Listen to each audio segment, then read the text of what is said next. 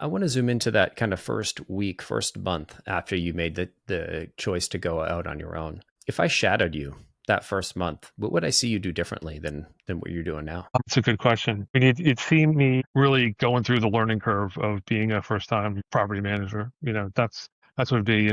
Making the mistakes, making the errors.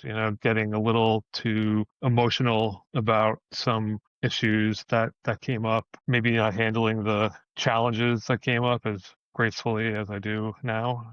So yeah, I would say that would be it because those things have changed. Now I feel really battle tested. Like you get things like an eviction under your belt. That's probably one of the worst things that can happen to somebody. Having to. I mean, I gave this tenant every chance. Sad because she was a single mom. I don't want to be kicking people out, but at the same time, how am I going to pay the mortgage? If there's not somebody in there paying it.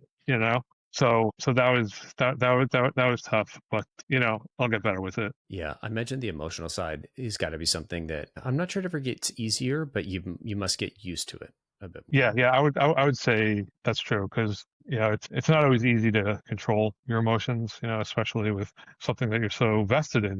This is a hobby for me, but I'm working on turning it into a full-time business for myself. Before you were talking about like numbers of units, and I have this goal of getting 100 units. That's my goal.